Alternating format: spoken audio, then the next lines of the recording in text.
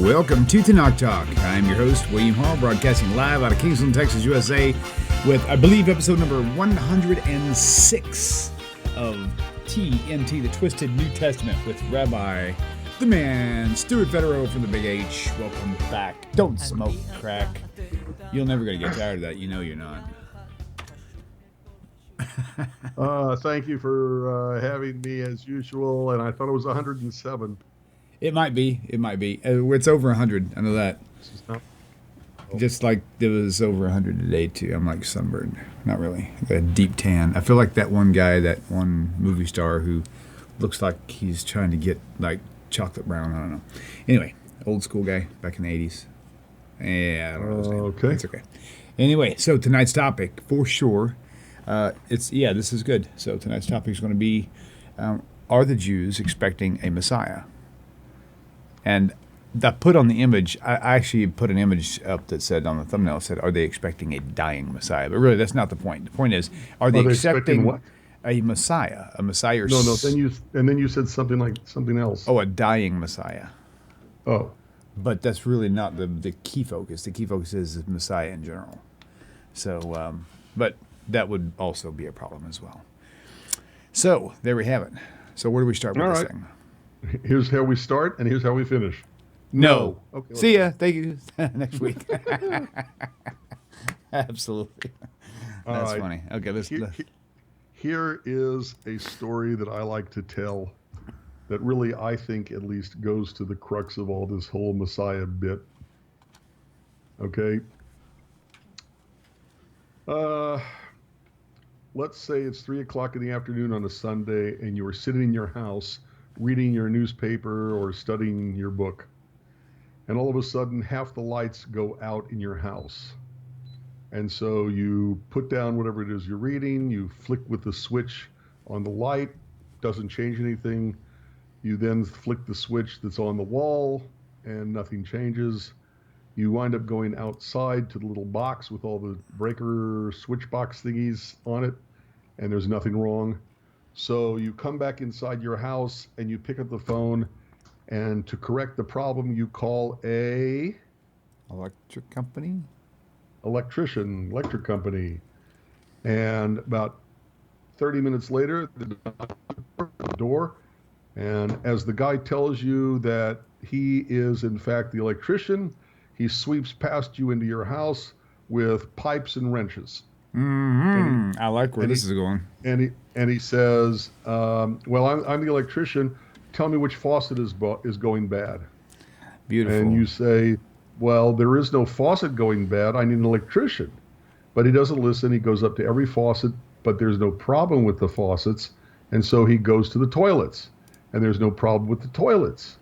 And he says, well, I tried to help you, but I couldn't do anything, and he leaves. Which means that the same problems that were there before he came are still there after he left. Very nice. Yeah, very nice. Keep going. 10 minutes later, there's another knock on your door, and you open it up, and it's your next door neighbor. And your next door neighbor says, wow, I just saw Bill the electrician. Isn't he fantastic? And you say, but he didn't do anything. And your next door neighbor says, no, you don't understand. He's a fabulous electrician, and you've got to just understand that.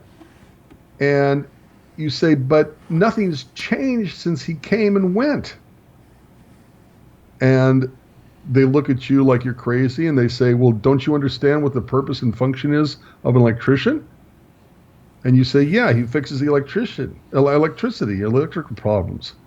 And they start laughing at your face, and they say, don't be ridiculous. An electrician fixes the plumbing. And you say, but I didn't have any problems with the plumbing. He didn't change anything with the plumbing. It's the problem I have is with the electricity. And you go back and forth with your next door neighbor for an argument that goes, let's say, give or take 2019 years. And finally, in the course of this 2019-year-old conversation argument, your next door neighbor says, look, let me tell you something. Bill is the best electrician ever to come along, And eventually he's going to come back and prove to you that he was the best electrician, and you need to believe that he was the best electrician. And until the day comes where he comes back and fixes all the problems in your house that are still there, he's the best electrician, and you need to believe that he was the best electrician. You know, what we need to do when we're done with this video tonight, sometime this week or next week, what I need to do, not that I'm going to, is to go back and just re-record, just cut out this 1 3-minute segment we just did, or 5-minute segment we just did, and put that as its own isolated video. That is so brilliant. You know, it's one of those things. I think you need to include the discussion of that to flesh it out. Okay. Okay. Yep. Let's do it. All right. Well, the part that I would add is Jesus came and went, and nothing has changed. Mm-hmm. All the problems in the world are still the problems in the world. He didn't change a blessed thing, except in the minds of believing Christians. Right. Okay. We use the same term, which is Messiah, but the meaning has a totally different meaning for Christianity than it does for Judaism. And it's our word. Mm-hmm. We invented it. Okay. We created the concept of Messiah, which is a Jewish word based on the Jewish language, meaning Mashiach, meaning anointed, about a Jewish man who comes to the Jewish people according to the Jewish scriptures, which is written in the Jewish language of Hebrew. And the Jewish Messiah makes real changes in the real world that every human being on planet Earth can perceive with their own senses. Okay? It's our definition. No one has the right to come along and say, oh, you've got the wrong definition. Right. A Messiah means God who becomes human and who dies for your sins. Okay? Mm-hmm. Nobody has the right to take our definition of our word and say that it now has, a new meaning to it, and we've got the wrong meaning. Unless, of course, you want to say that electricians fix the plumbing. That's interesting, for sure. Yeah, I was really under the impression that as I was leaving Christianity and into the Messianic movement, and I was there for 3.5, 4 years, whatever, that he did fulfill, like, not half maybe, but a lot of the prophecies that were stated about the Mashiach, or the Savior, Jesus, whatever. And it's like, as I'm finding out, there's not a single one that he's actually fulfilled, not even one. And I'm thinking, oh my gosh, this is crazy. Well, we need to talk about that. Okay, because this is the real issue. Is who gets to define what is a Messiah? Who therefore gets to decide who is, was, or will be the Messiah? That Messiah that you have now defined. Let me do one thing real fast before you go too far. Only because I gave the YouTube thumbnail image a title that I wasn't intending on giving it, but it's mainly because I want to make sure we cover it. Let's hit it right now first, and then you can go right back into where you are. Are the Jews expecting a Messiah/Savior that's supposed to die for them? Just hit that as fast or as slow as you want, and then move on. Okay. Yes, we are looking for a Messiah. Yes, we are looking for the Messiah. But our Messiah, the Jewish concept, the original concept of the Messiah, has absolutely nothing to do with worshiping the Messiah or believing in a Messiah or having that Messiah die for our sins. Okay. That's simply it's an unbiblical concept, which we've discussed before, by the way. Right. Okay, on all these issues. Last week, do we need a blood sacrifice for our sins? No, we can find forgiveness other ways. Therefore, we don't need Jesus to die for our sins. Okay, can a human, does God accept a human sacrifice? No, God calls it an abomination and something he hates in the book of Deuteronomy. Okay, or do we have original sin? Were we born with this, curse on our soul that, from the sin of Adam and Eve? No. It's just on and on and on. So we've actually covered, those aspects of it. Right. But yes, we are believing in a Messiah. Yes, we are waiting for the Messiah to come. May he come speedily in our day. But that Messiah that we believe in, the real definition of the word Messiah, is not a dying, saving man-God. So did that cover the way you wanted it? Yes, exactly. Okay. All right. So right. you can double back in now. This will be okay. That's 10 minutes. That's a 10-minute video. So there's our first module. Yours and I's. All right. So Thank you for let's coming talk on the about show, and we'll see you next time. Right. Okay. All right. So the word Messiah. Let's talk about the word Messiah. Like I said, it's our word from the Hebrew. The word in Hebrew is Mashiach, which means anointed. And in the Hebrew scriptures, excuse me, in the Hebrew scriptures, there were plenty of things that were a Messiah. Okay, Aaron and the priesthood, when they became priests, when Aaron became a priest, he was anointed. That made him a Messiah because he was anointed. They anointed altars to God. They anointed rocks to make the altars. Okay, Genesis 28:18, Exodus 29:36. They anointed the tabernacle. They anointed the Ark of the Covenant. They anointed the utensils used in the tabernacle and the Ark of the Covenant. That made the tabernacle, the Ark of the Covenant, and its utensils anointed, which make them all a Messiah. Okay, Exodus chapter 30, verse 26, Exodus 40, verse 9, Leviticus chapter 8, verse 10. They anointed matzah. They anointed unleavened bread, Leviticus 2, chapter 2, verse 4. As I said, they anointed the priests. They also anointed all the kings.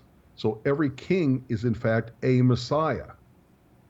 But as we said, the Messiah is a Jewish concept based on Jewish scriptures about a Jewish man who comes to the Jews and who makes changes in the real world as the Jews define, based on the biblical scriptures.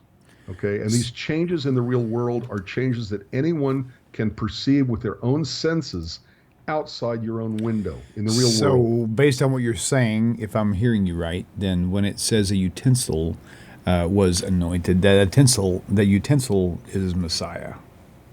Is a Messiah. Right. Is the actual utensil is a Messiah. Right, because it's been anointed. That's the word brilliant. Messiah Yes, for the word Mashiach means something that's been, or someone that's been very anointed. good. Very good. So if they've been anointed, they're a Messiah. So the Messiah, as I said, is our concept. And what does it encompass? Oh, wait. Quick question. Because you just hit on something really key. It is a Messiah because it has been anointed, the verb. Exactly. Where was Jesus ever anointed? Was he? Okay, but wait a minute. Let's be very specific about these things. Okay. If Jesus was supposed to be King of the Jews, if Jesus was supposed to be a ruler of peoples, then he not only has to be anointed, not only does he have to be anointed explicitly with the anointing oil, which is a mixture of various substances, not just from an olive, okay, and it's also explicitly done by the high priest, I believe. Okay, it's not, or the prophet, I believe, also could anoint. Okay, that's the issue. I mean, I'm sure people threw oil on him all the time. Okay, and there's a story in one of the Gospels where I think it's Mary Magdalene, put oil on his feet.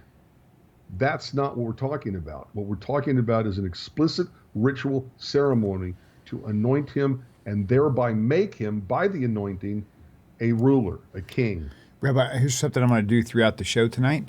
If I see a question, I see a lot of people tagging me and things. And by the way, thank you for some of the comments I'm seeing up there. You guys are awesome. But if I see a simple question that's directly related to Messiah, I'm going to throw it in at you and just let you give either a quick or say I'll come back to it. One quick answer, which I'm certain will be quick. Will the Messiah appear before, during, or after the building of the third temple? And this is by Michael Carter. Okay, well, Michael, the Messiah rebuilds and dedicates that third temple. So it'll be during the third temple. Okay, very good. It's at the beginning. He'll be here before it builds. Yeah. In other words, he's the one who he's the one who sees to it being built. Very good. The Messiah is the one who creates the third temple. Okay. Got it. All right. At any rate. So let's talk about who the Messiah is first. Then we'll talk about what's the real Messiah supposed to do when he gets here. Okay. And this is a laundry list. I'll give you references. You don't have to look all of this up. But first and foremost, the Messiah is supposed to be a king over all of Judah, all over the people of Israel, the reunited Israel, where the lost tribes are refound and joined back in with, the southern kingdom. Although the southern kingdom incorporated all tribes, all the ones who are left and descendants thereof will be reunited. Okay, so what do we know about kings? Kings have to be from their father, a bloodline descendant back to King David through King Solomon. Real quick, guys, So- I can't respond. I just tried to respond to somebody on there. Somebody said, thank you for the quick answer. Michael Carter, you're welcome. For some reason, YouTube's not letting me type anything. I don't know why it's doing that, but it says error. It's got an error message, so I'm not sure what's causing that. But anyway, so... Not letting me do it either. oh, really? That's weird. I didn't put up my hi all yet. Okay. Try to put up your hi and see if it takes it, because I just tried to do I it. just tried. That's really bizarre. Not even giving me a space to do it in. Let me refresh my YouTube page. Maybe that'll help it. So I didn't mean to cut you off. I'm just trying to make sure we don't No, it's get... okay. Okay. All right. So in the book of Numbers, chapter 1, verse 18, William, don't waste your time. It's just too simple. Okay. This is Numbers chapter 1, verse 18. It's also, I think, in Numbers chapter 1, verse 4. And they assembled all the congregation together on the first day of the second month, and they declared their pedigrees after their families by the house of their fathers.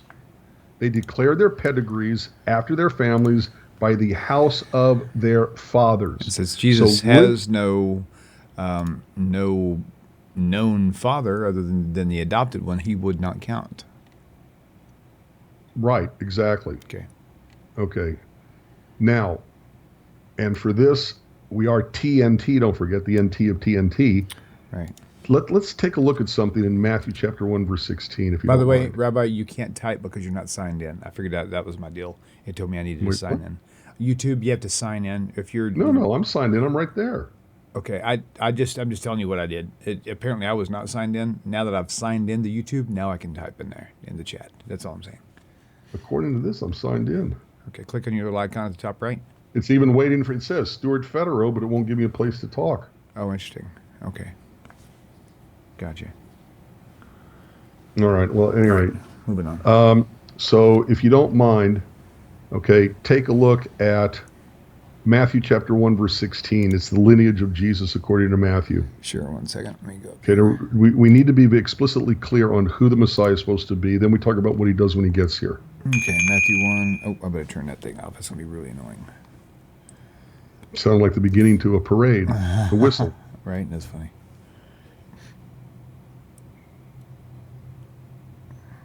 Oh, that's funny. That was the message you sent me a while back. It just came through. Go figure that out.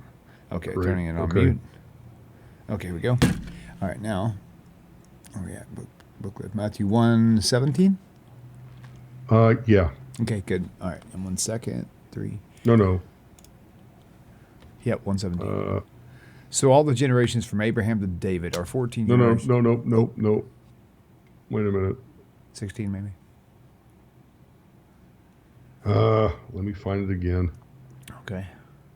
Matthew 1:16. Yeah, and Jacob begot Joseph, the husband of Mary, who was born There we go, that's it. Jesus, Okay. who is called Christ, who is called Okay. Messiah. But right? but take a look. Just let's go to Matthew 1:14. It's Okay. right above it. It's not that far. Okay. And Azar begat Sadok, and Sadok begat Achim, and Achim begat Eliud, and Eliud begat Eliezer, and Eliezer begat Matan, and Matan begat Jacob, and Jacob begot Joseph, the husband of Mary, of whom was born Jesus, who is called Christ. Well, wait a minute. It's so-and-so begat so-and-so begat so-and-so begat so-and-so, but all of a sudden when it comes to Joseph, all it says about Joseph, all it says about Joseph is that he was the husband of Mary.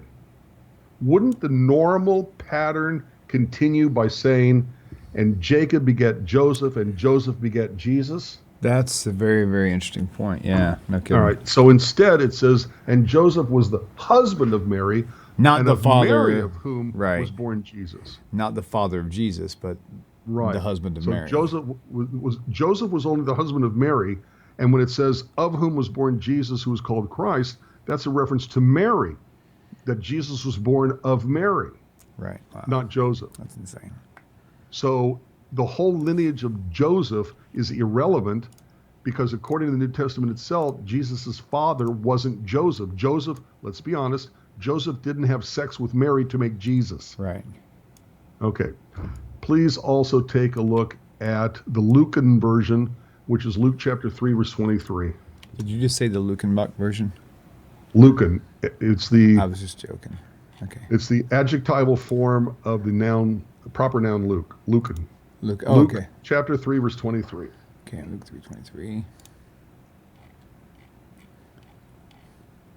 Okay, you're on. And Jesus himself. Go ahead. No, you go ahead. And Jesus himself began to be about 30 years of age, being, as it was supposed, the son of Joseph. As was supposed, the son of Joseph. Interesting how they put that in there. That's the whole point. Right. And it Gotcha. goes on with lineage, but it says, being as was supposed the son of Joseph. And again, you would expect it to say, and Jesus was the son of Joseph, who was the son of Heli, who was the son I of swear, Joseph. I've never seen that in here. That's really, really stupid for them to include that as was supposed in here. Well, because they have to leave room for Jesus being born of a virgin in order to create the illusion that he fulfilled a prophecy. Wow, right. Not realizing that the prophecy has more in line with paganism of the Greco-Roman world and all their demigods born of human mothers and Zeus, okay, not realizing or forgetting or ignoring the fact that if Jesus was born of a virgin, meaning he can't trace his lineage through his biological human father, he can't be the Messiah. Right. I want to do something before we go too far away from this genealogy business. Let's discuss just real briefly the whole point about the genealogy itself, and about the whole witnesses and the two or three witnesses, right? But so you've got two genealogies, right? One in Matthew, one in Luke, Yep. and they don't match. I mean, granted, they match 99%, but still that 1% doesn't match. So what would be the Torah perspective on not this, but on something like that? If there was a plaintiff and a defendant in Torah on any matter, and there was only two witnesses to this account, and they both gave you something that didn't match, what would happen to that? Well, you throw it out because you have to have two witnesses as far as that goes. But and that's interesting. But there's something even more interesting. Okay. Mark, even Christian scholars will tell you that Mark was the first gospel to be written down. Okay, then it would have been, for lack of a better term, publicized among the general community of the country in which this took place, which is the Promised Land, Israel, right? Okay, right. Okay. First thing that's going to happen is the Jews are going to say, wait a minute, the Messiah is supposed to be a direct bloodline descendant from King David through King Solomon, and there's no proof. Right. Show us the lineage of this Jesus guy. Right.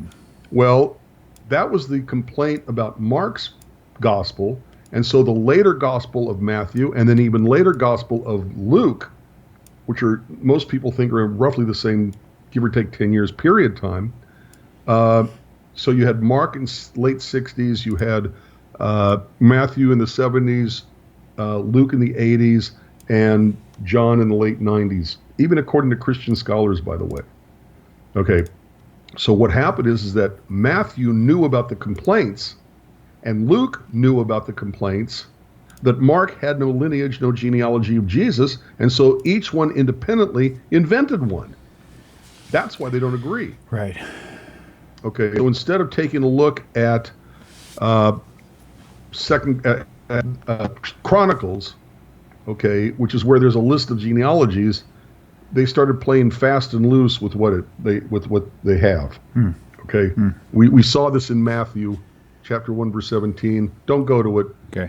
But it's Matthew 1:17. All the generations from Abraham to David are 14 generations, and from David into the carrying away into Babylon, 14 generations, and from the carrying away into Babylon to Jesus are 14 generations.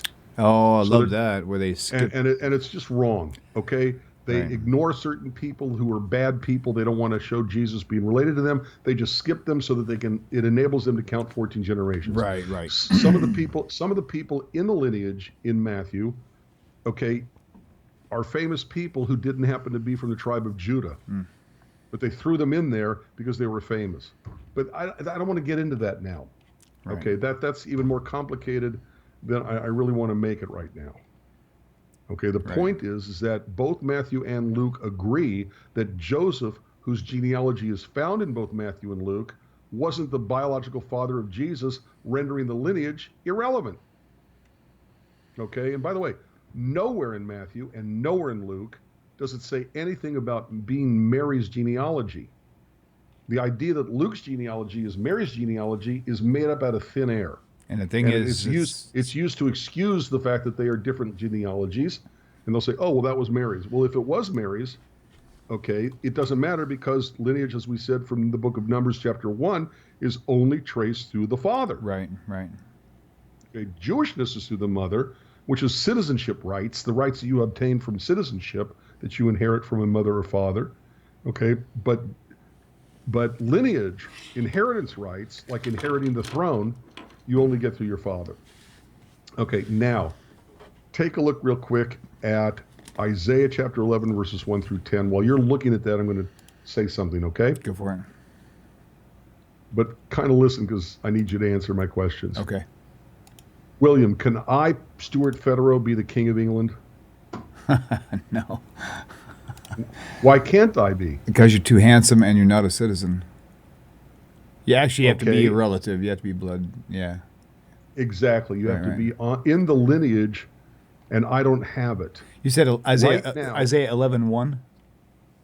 Yes. Okay, good. Got it. Anyway, Okay. keep Just talking. hold it there for a minute. Okay. Right now, who is in line to be the next King of England? It is Charles. Okay. Okay. Charles now has 3 sons. Okay. God forbid if anybody dies and Charles dies, then who becomes king? It's Charles's brother. But that Charles had sons makes Andrew out of luck. Right? Right. So in order to be Right. the king, you have to be a descendant of somebody who was king. Mm-hmm. Now take a look at Isaiah chapter 11, verses 1 through 10. Okay, And look we're at the on. promise God made through the prophet Isaiah to the descendants of David.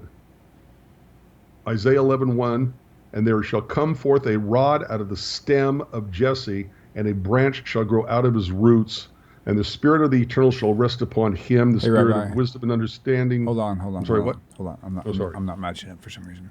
Did I check? Did Okay. I give you the wrong book? Oh, I'm in Joshua. My bad. Start to say something's not right there. Yeah. It's My bad. Isaiah Isaiah. 11. Okay, now we're good to go. Yes, yeah. Okay, good. Okay, sorry about that. Now you can go reread, please. And a shoot shall spring forth from the stem of Jesse, and a twig Right. shall sprout from his roots. Go ahead. Verse 2. Okay, so let's talk about that.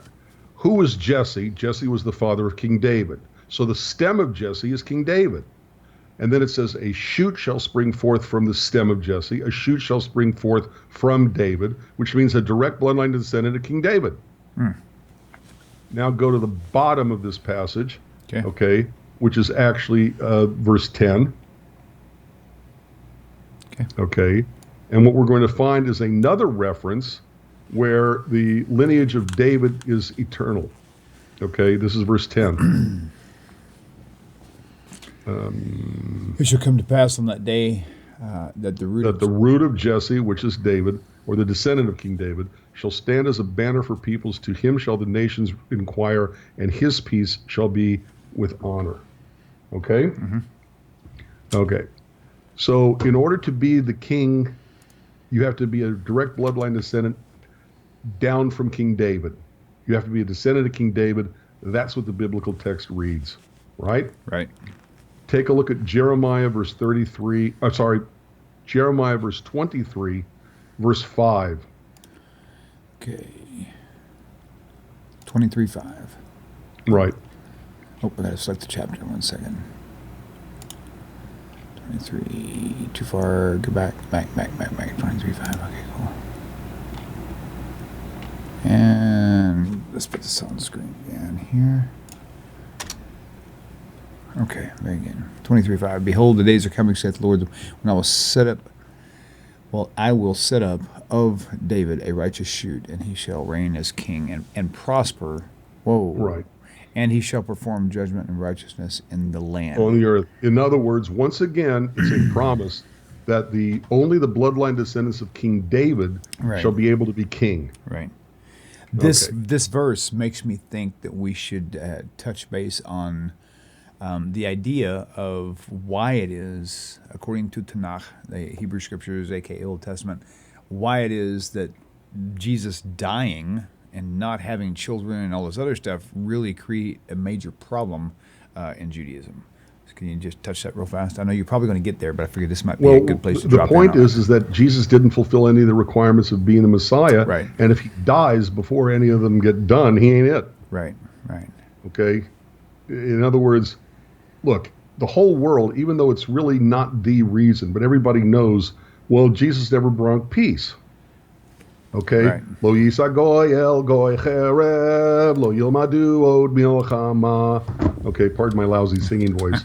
Okay, they shall not lift up sword against nation, neither shall they learn war anymore. We know that the real Messiah will bring an eternal peace between all nations, between all peoples, and all people forever. That's what the Messiah does. Never happened, never has happened. Jesus wasn't the Messiah. And we're going to go over this lengthy, and it's not even a whole list, but a partial list. We're going to go over the requirements, and we'll list the verses, but it'll take too long to go find each one. Deanna says she loves it when you sing. You may want to go to an ear, nose, and throat doctor. No. Okay, just kidding. All right. That's fine. Now let's go. Very important verse. Okay. 2 Samuel chapter 7, verses 12 through 17. Okay, 2 Samuel chapter 7, 12. Right. Okay. 17. Okay, according to all these words and according to all this vision, so did Nathan speak to David.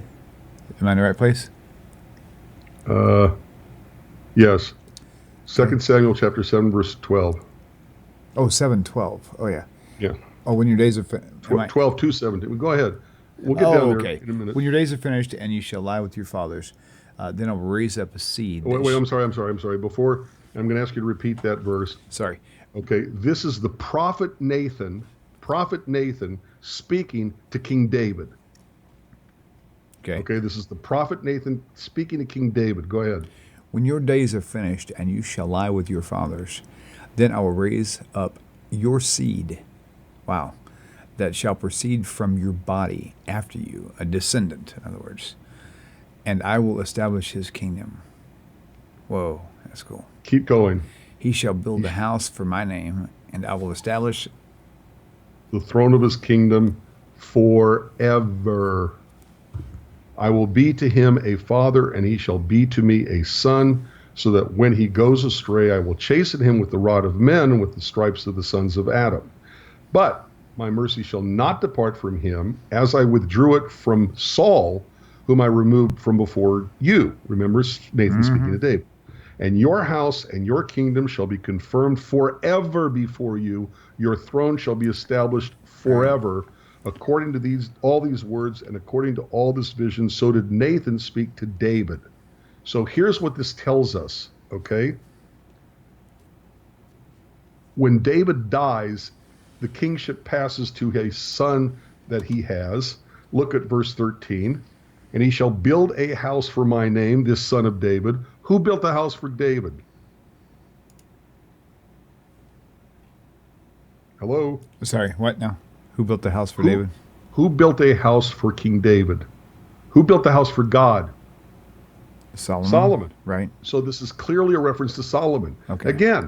Again, it's important to understand that Andrew can't be king because Charles is next in line. As long as Charles lives, as long as his sons live, Andrew is out of luck. Okay? Right. This explicitly says that the one who gets the kingship has to not only go back to King David, but has to go back to King David through King Solomon.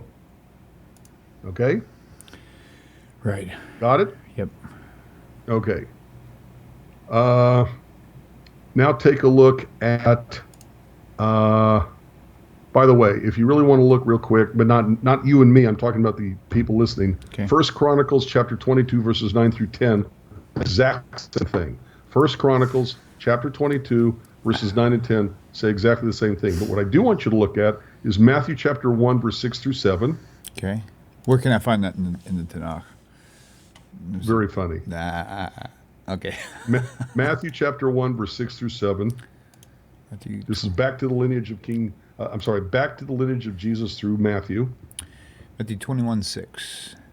Right. Okay. Right. No, Matthew 1, 6 through 7. Oh, got it. Let me switch that. Hang on. Back here. Fast. Matthew 1. It's kind of hard to find. Hang on. Matthew 1. Come on. Matthew. There it is. All right. 1:6. And Jesse begat David the king, and David the king begat Solomon, of her that had been the wife of Urias. Okay.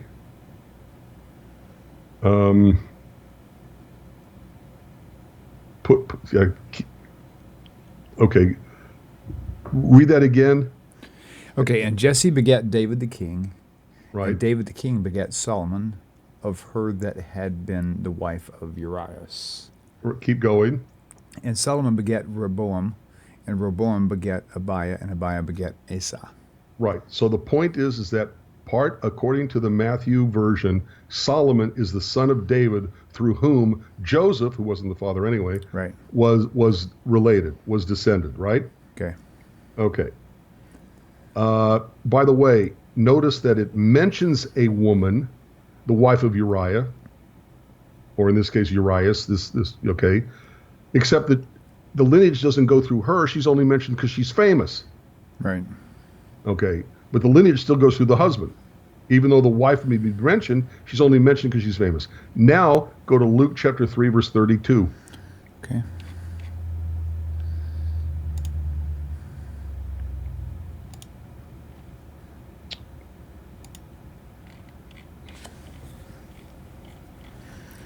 (332). Pardon me. Which was the son of Jesse, which was the son of Obed, which was the son of Booz, which was the son of Salmon, which was the son of Naason. Luke chapter 3, verse 32? I probably clicked on the wrong one, I guess. Luke 3:32, yeah. Luke 3, yep. Okay. Which was the son of, let me go back. Wait a minute. Right.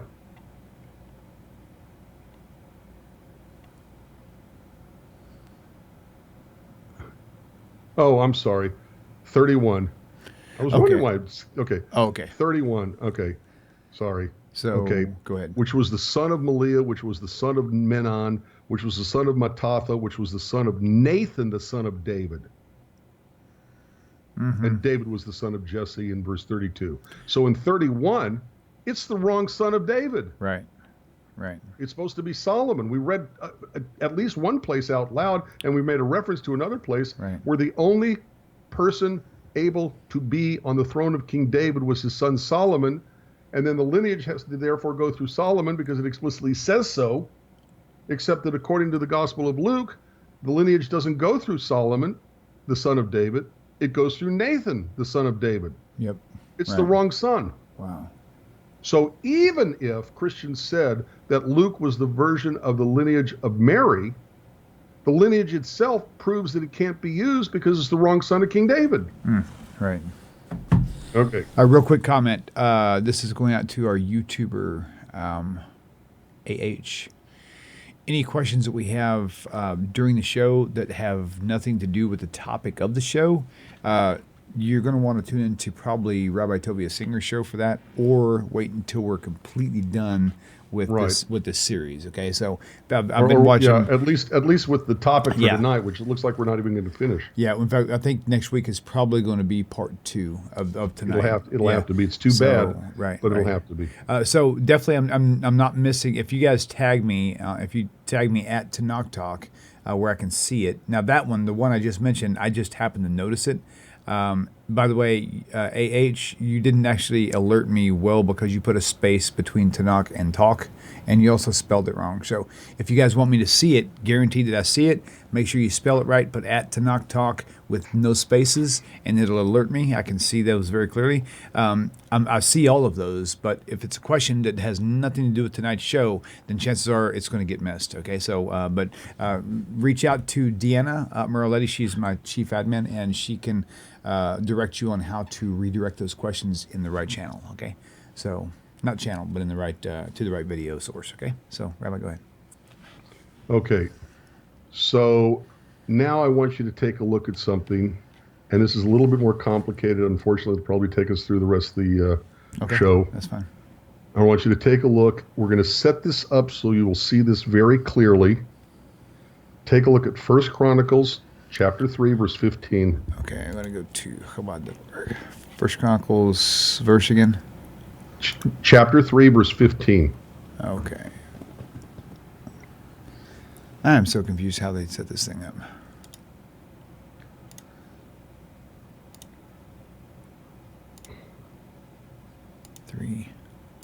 Verse 2. 1 Chronicles 3, verse 2. Okay, there you go. You're up. Okay.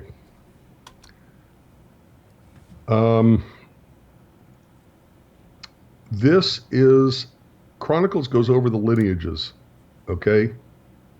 And I am showing you the important lineages that are used in the Christian's New Testament and for a purpose. So in 1 Chronicles, chapter 3, okay, verse 15, what do we have? Sorry, I didn't scroll the right verse. Hang on, 15. There we go. And the sons of Josiah, the firstborn, Johanan, the second, Jehoiakim, and the third, Zedekiah, and the fourth, Shalom. And the sons of Jehoiakim. Yep. Good. So I want you to see this the way I read it, okay? Okay. Skipping words, but it shows you. That's fine. Verse 15, and the sons of Josiah, okay, the second was Jehoiakim. Then verse 16, it says the sons of Jehoiakim, Jeconiah was his son, okay? Okay. And then in verse 17, it says the son of Jeconiah included Shealtiel. Right. It goes from Josiah to Jehoiakim to Shealtiel. Okay. So we see that what we are talking about is a descendant of Jeconiah and who's also a descendant of Josiah, right? Oh, right. Okay, so you see the line of succession, so to speak. Okay. Now go to Jeremiah chapter 22, verse 18.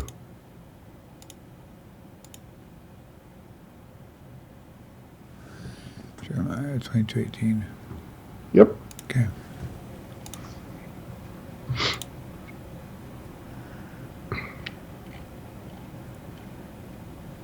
Okay. Therefore, so oh, you got okay. Go ahead. Read. Keep going. No, please. Okay. Listen to whom this dissertation is talking about. Jeremiah 22:18. Therefore, thus saith the Eternal concerning Jehoiakim, the son of Josiah, king of Judah. Okay, you got that? King of therefore, so said the Lord about Jehoiakim, king of Judah. Oh yeah. They will lament him. Right. They will not lament for him, saying, "Oh my brother," or "Oh sister." They will not lament for him, saying, "Oh Lord," or "Oh his glory was so great and wonderful, we miss him so much." You're not supposed to lament for him, but it's explicitly talking about Jehoiakim, king of Judah. Okay. Right. All right. Now drop down, okay, to verse 24. Okay. You almost have it on the very bottom there. Yep. It's still going on and on about this lament. Okay. Okay, so 24. As I live, says the Eternal, though Coniah, that's Jeconiah, the son of Jehoiakim, the king of Judah, be a signet on my right hand, from there I will remove you. It's still talking about Jehoiakim. It's making a reference to Coniah, the son of Jehoiakim. And it says, even if I considered him a signet on my right hand, really super ultra special, a real person who represents me, because Jehoiakim, Coniah, Jeconiah's father, blew it, okay, there is a curse on the line of Jehoiakim. Some people will say, no, the curse is not on Jehoiakim, the curse is on Jeconiah. The response to that is, it doesn't matter. It includes Shealtiel. Shealtiel is a descendant of Jeconiah, and he's also a descendant of Jehoiakim. So it includes Shealtiel, no matter if it's talking about Jeconiah, Coniah, or if it's talking about Jehoiakim, right? Right. Okay. Now take a look, finally, at verse 30, also in Jeremiah 22. So said the Lord, inscribe this man childless, a man who will not prosper in his days. For no man of his seed shall prosper, sitting on the throne of David, or ruling any more in Judah. Right. So we're still talking about who is this Messiah. We know that he's got to be a descendant of David. We know he's got to be a direct bloodline descendant from David through Solomon. But now we have a whole line eliminated. Okay. It would be like saying Charles really blew it. He could no longer be king, but you still have Andrew. Right. Right? Right. Yeah. Okay. So here in Jeremiah 22, verse 30, we have the curse. What explicitly does the curse say? So said the Lord, inscribe this man childless. Okay. Which man? Is it talking about Jehoiakim or is it talking about Jeconiah? Doesn't matter. Right. Okay. Either one. And by the way, if you take a look, okay,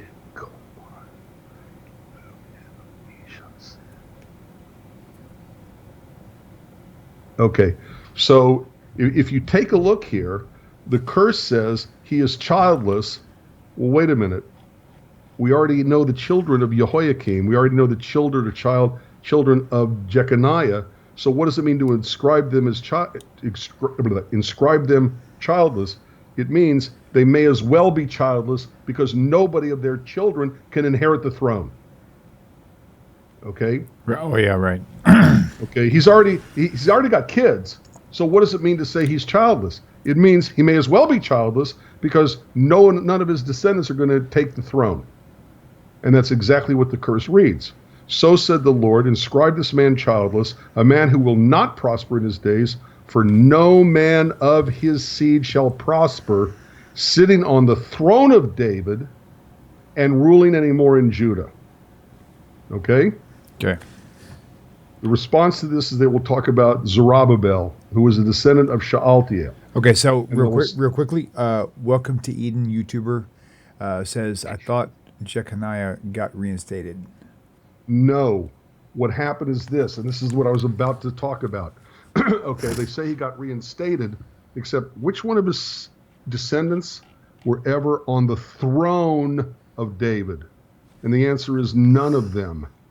The highest they ever got was governor of the land, but a governor still has to pay tribute to the higher, bigger country. Okay, and I'll have to check my history because it's not always that great. But when I just said his name now, I just went out of my head. When Zerubbabel was made governor, he's always called governor. He's never called king in the biblical passages. Look it up. He still has to pay tribute, okay, to the superior power, which means he is not an independent ruler, sovereign of his domain, which is what it means when it says on the throne of David. So, no, it doesn't appear that he actually got forgiven because, or let me put it this way, there may have been some forgiveness there, but it was not enough to make him king, to sit on the throne of David and rule anymore in Judah. Okay, because ultimately the ruler was the bigger power, because whoever was the king of the reestablished kingdom still had to pay tribute to the larger country. Right. Now I need to show you something very important. Okay. Okay, so we know whether it's talking about Jehoiakim or whether it's talking about Jeconiah, the curse would still reach Shealtiel. Now take a look at Matthew chapter 1, verse 11. Okay.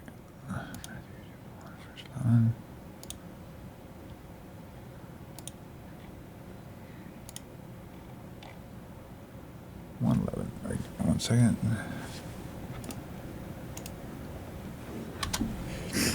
And Josiah begat Jeconiah and his brethren about the time that they were carried away into Babylon. Keep going. And after they were brought to Babylon, Jeconiah begat Salathiel, and Salathiel begat Zerubbabel. Right. And Jeconiah is the same as however you pronounce it, and Salathiel is the same as Shealtiel. Okay, oh yeah, right. Okay, and then it says Shealtiel was the father of Zerubbabel, so we know we're talking about the same guy, right? Right. Okay. So here Matthew explicitly names Shealtiel, a descendant of Jeconiah, who is a descendant of Jehoiakim. And either if it's talking about Jeconiah or talking about Jehoiakim, Shealtiel is included in the curse. He cannot sit on the throne of King David and rule over Judah again, which means through Matthew, the lineage of Jesus indicates he can't be the king, can't be the Messiah. Right, right. Because he's a descendant of Shealtiel, who was a descendant of Jehoiakim. Who was a descendant of Jeconiah, who was a descendant of Jehoiakim. Now take a look at Luke chapter 3, verse 27. We're going to find exactly the same thing. Okay, Luke 3:27. Yep. Okay. See, the issue is who actually was absolute sovereign ruler over the land of Israel after Okay. Who's a descendant of Shealtiel, Jeconiah, or Jehoiakim? Gotcha. And the answer is nobody. So maybe God lessened his punishment, okay, in terms of Jeconiah, gave a little forgiveness there because he helped with stuff. But the truth of the matter is nobody ever again from that line was king. They were only governor, and that is, you take a look at the biblical passage, they're only called governor. Okay, right. So Luke chapter 3, verse 27, same thing. Okay, the son of Johanan, the son of Risa, the son of Zerubbabel, the son of Shealtiel. Okay, and look how they play fast and loose with the names. So instead of Shealtiel, they're eliminating Jeconiah and Jehoiakim. They just go to this guy named Neri. But clearly, Shealtiel, the father of Zerubbabel, is the same as you found in Matthew. So both Matthew and Luke name Shealtiel part of this cursed line. So Jesus, according to Matthew, as well as according to Luke, can't be the Messiah because of his lineage. Right. Okay. Now, unfortunately, it's almost 9. And we've talked about who the Messiah is. Let's talk about that. It's a human being born of 2 human parents who can trace his lineage back through his human father, back through King Solomon, back to King David, without going through Shealtiel, Jeconiah, or Jehoiakim. Okay, keep talking. I got to step away for 1 second. Hang on. All right. So we now know who the Messiah is going to be. Now, and next week, I guess it'll have to be, we're going to discuss what does he do once he get here. But who he is, we've already discussed. He's a human being born of 2 human parents, the way anybody else comes into existence, not a virgin birth. Otherwise, he has no reason to have a lineage listed. And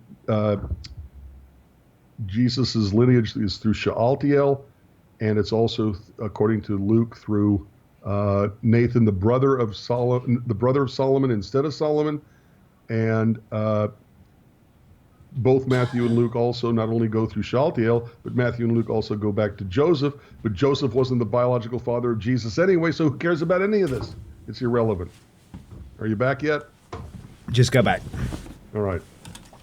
So I kind of think that next week we're going to have to discuss part 2, which is now that we know who he's going to be or characteristics about him, now we have to know what's he going to do when he gets here. Okay, what are the job descriptions, partial job description of the Messiah? Okay, so that's kind of this could be a good breaking point then, because so tonight we discovered, the failed prophecies and the misunderstandings and misconceptions, and so next week we'll discuss on what he's supposed to do when he arrives. Right? When he gets, exactly. And there's a laundry list he's supposed to have. Pardon me, sorry. Yeah. Right, very good. Well, cool, man. I'll tell you what, this series it's been this has probably been my favorite series so far in a long time, just because it's catering to my own questions, that I've always had, and we're addressing them so heavily, Right. and very, very concentrated. So that's really good. That's really good. So. Well, listen, guys. Once again, just keep in mind that, and I'm repeating this now for the people who may have been chatting. Of course, might be a waste of time because they can go back and rewatch the video. During our specific topic series sets that we do, this won't be the first. This won't be the last one. We'll do more series as well, maybe even something with Jewish history or something, who knows. But whenever we're doing a series that actually has a title that's specified, I won't really try to address any questions unless they're specifically geared towards tonight's topic. So just keep that in mind as well. And if you have any really good questions you think that just everybody wants to hear, send me an email, william@tanaktalk.com, TENAKTALK.com. And then follow Rabbi Federow. And if you guys don't have it yet, you should definitely get it. It's a really, really awesome book right here. Judaism and Christianity, a Contrast. It's absolutely fantastic. And for a $10 million donation, you can get a signed copy. Just kidding. So anyway, great book. Very, very, very powerful. Like Rabbi Singer's books are very... Singer's, his is, golly, that's crazy. His is so concentrated and so in depth. It's just like all of his shows are 2 hours. Well, his book is like 2 hours also. This is like a 30-minute book that's really quick and easy to get through. Very, very easy reading, and it's absolutely wonderful. So you can find that on Amazon, or I think you can get it on Kindle. I can't remember right. But also, it's on Kindle. It's on right. Nook. And by the way, I should tell everybody that just today, the complete revamping of my website is completed. Yay! It's not as gorgeous and fancy and whatever, but it will work on every single platform of every single device. Wow. It'll work on Android. It'll work on iOS. It'll work on cell phones. It'll work on laptops. It'll work on, like iPad and all that stuff. Right. It'll work on the old school, the old school tablets. Everything. Work on everything. Right. So, and so, how about the app? You said the app itself too, which is Jewish Mission Control. Well, how's that coming? The apps are gone in favor of because everybody has a phone, right? An email or an internet accessing device, right? Yeah, so you don't really browser. need an app, right? And yeah. On the browser, no matter whose it is, it can. No, wait. What do you mean it's gone? Because I still have it on my phone. I'm pretty sure. Well, no. I mean, you can't download it. It's gone. It's no longer on the... so those who have... play.google.com, and it's no longer on the iPhone store thing, whatever they call it. Okay, so if you've already downloaded it on your phone, then it's still available. You can still use it. You just can't get a new download, basically, right? Yeah. Okay, something like that. Okay, good. Very cool. Well, I hope you guys enjoyed it, because I sure have, and there's more to come. We're on episode 6 right now. We've got 4 more to go. We'll figure out how we're going to handle the next 4 episodes, and yeah, this is good stuff, man. Tell you what, I was a little saddened by a person that I know in the real world, and I won't go through any detail at all. As far as the names or anything like that, but we had become friends, and I'll just simply say he's a pastor, right? He's a younger pastor, and we became friends, and we're still actually friends today. But I was a little saddened by his dishonesty in the way he approached our conversations regarding the Bible. I told him, he presented this question to me, and I gave him an answer, and I gave him a video link, and it had to do with, I think it had to do with Psalms or something like that. And so I sent him a video that we expressly covered. No, it was Daniel 9. It was the 70-week thing.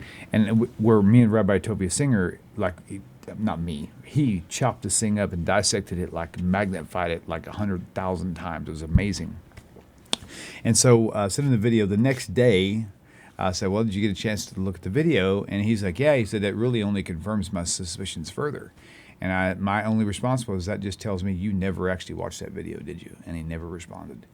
Now, we dropped the topic and we moved on. But what's really sad is that there's so many people out there who are so not wanting to even think or spend any time investigating how they view their salvation, their Messiah, their everything.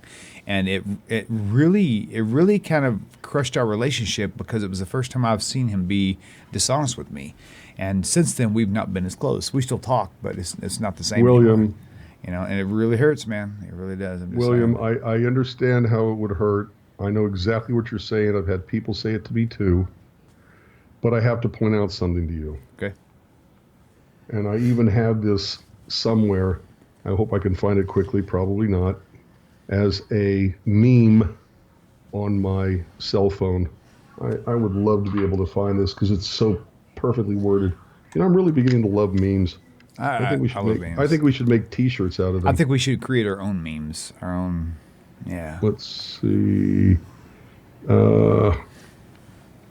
And Juice ring snakes. no, I really want to find this. He said, it's so perfectly worded. You're right. He goes, you Got it. Rabbi, hang on. Okay. Jew who swings snakes. He said, William. He goes, you forced him to think. What did you expect? My Thank answer you. is I expected him not to think, and Yeah. this quotation is perfect. It tells you why. Okay, tell me. Sometimes people hold a core belief that is very strong. When they are presented with evidence that works against that belief, the new evidence cannot be accepted. It would create a feeling that is extremely uncomfortable called cognitive dissonance. And because it is so important to protect the core belief, they will rationalize, ignore, and even deny anything that doesn't fit in with that core belief. Right. Cognitive dissonance. That's right. That's it. And that's exactly, and because they're so invested emotionally, mentally, spiritually in their truth that they cannot understand or even comprehend contradictory proof. Right. Wow. Okay, contradictory beliefs. They can't deal with it, and so their response is, "Oh, well, it just strengthened my faith." No, it didn't. You just couldn't comprehend what you were reading, because that's what cognitive dissonance does to us. So I know how you feel. I've had it happen. Yes, sir. Yeah. Well, guys, thank you so much for tuning in. Make sure you subscribe to the YouTube channel and turn on the And notifications. continue to make donations to Tanakh Talk, TanakhTalk.com. Yeah. Go to the donate page and please keep this going, or else we can't make videos. I've seen messages, and this is an interesting point. During the show tonight, I saw one or two. It wasn't a lot, but one or two mention. Thank you guys to Knock Talk, whoever's working there. And it's actually just me. I'm the only one here. Now, we'll say that I have moderators on YouTube that really, really help me out, and I'm so thankful for all of you guys: Larry Beck, Andrea, Deanna, Julie. Please don't get upset if I forget you. We've got probably about a dozen or so. Tzadik Bennerhoof, Mitch Orlovsky, and more, who really, really help us out tremendously, because YouTube chat has its own world going on while Rabbi and I are trying to actually record. But yeah, this is a one-man operation, man. This is. I'll try to create a video soon of the tour of the studio in its current situation, and you can just see it could be overwhelming, but it's I would never take it back. This is going to be here forever. I mean, generations pass until Mashiach comes speedily in our day, but this is it's a journey for sure, and it's definitely a commitment. I mean, and I've mentioned this about every 10 episodes we get in this discussion. But I'm in construction. I have a little side entertainment business that I use to bring in extra cash. Y'all's donations. Thank God it helps us be on the air. Yeah. And y'all's donations tremendously help. And it's not you just helping me. You're helping my entire family, me, my wife, my kids, because the more time I have to spend away from home trying to pay for the building and try to pay for all the electric bill and the internet and everything else that goes along with this thing, all the upgrades that are constantly required for constant upgrades and things like this, it has to maintain this thing. It's quite taxing, and so the more donations that come in to help me offset this, and this isn't my paycheck. Just letting you know, I don't get a paycheck. I get compensated for the money I'm spending to pay for the building, but I'm not at that point yet to where I'm actually getting paid to be here. So my time I'm spending in the studio is still free, and it's a lot of time. So anything you guys do really, really tremendously helps. And there's been other people who's been donating, and I can't even tell you how ecstatic I am. Even when I see a $5 donation, I'm thinking, Baruch Hashem, people are getting reached, and that's the thing. And everything that comes in will add up, and the more it adds up, the more longer this thing will be on the air, and I'm happy about it. Now, on a side note, you've got a lot of viewers, Rabbi. You actually, I won't get into numbers, but you have a lot of viewers for the show. Hi, all my viewers. and subscribers. So, listen, the holy days are coming up. There are 2 shows that are not going to be happening starting in about a week, and then 2 weeks. Going to have like a 6-week break on all the evening shows on Sundays. Rabbi Shulman, Rabbi Skobac, he's got prior engagements lined up for 6 or 7 weeks. Rabbi Shulman, same thing. We won't be doing any shows on the evenings. However, Rabbi Federow and I, we're going to do as many as we can, and also Rabbi Singer and I, and probably Rob Michaelson as well, but just letting you know ahead of time. So we can probably do the 7th, okay, of October. Whoa, I'm writing this down. Hold on. Okay, I'm pretty sure we could do the 7th. Obviously, we can't do the night of the 30th because that's Rosh Hashanah. Okay, 30th. Okay, so we can do I'm pretty sure we can do the 7th. No. Okay. Okay. We can't do the 14th because it's Sukkot, and we can't do the 21st. Okay, and this is all the same month. If I got my dates in my head down correctly, that's Simchat Torah. Oh, yeah, right. Okay, cool. So the 14th, 21st, and the 30th are out for you as well. Right, gotcha. So this is the holy day season. So there's going to be a lot of missing shows just based on that alone. So don't lose heart. Yeah. If I can think about it, I'll try to post you some fun videos from the past. Maybe I'll actually put up these little 10-minute excerpts. Yeah, recycle them. Yeah. Or just like single topic things. Like Rabbi Singer does a great job. He's such a brilliant tzaddik, and he takes these 2-hour shows, 2.5-hour shows. May only have 6 questions, but he'll find one question and he'll put these blocks of videos out there that just has the one question, one answer. So that's something probably I might start looking into doing myself. So it'll be fun regardless. So anyway, very good. Rabbi, you're awesome. Love you, man. And I love you too. You bet. Shalom, everybody. We'll see you next time. Fun. We'll see you next time, same place, Hashem willing. You guys have a great week, and Shavua Tov. I love you too. You bet. Shalom, everybody. We'll see you next time. Fun. We'll see you next time, same place, Hashem.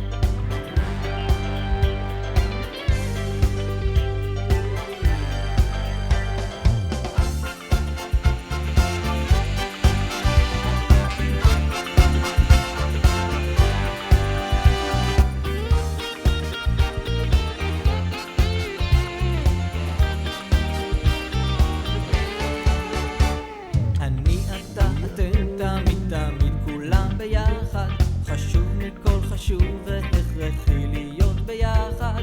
איפוק זו העוצמה, ויתור זו הגדולה, השאיפה והכמיהה. אני אתה אתם תמיד כולם ביחד. חשוב מכל חשוב והכרחי להיות ביחד.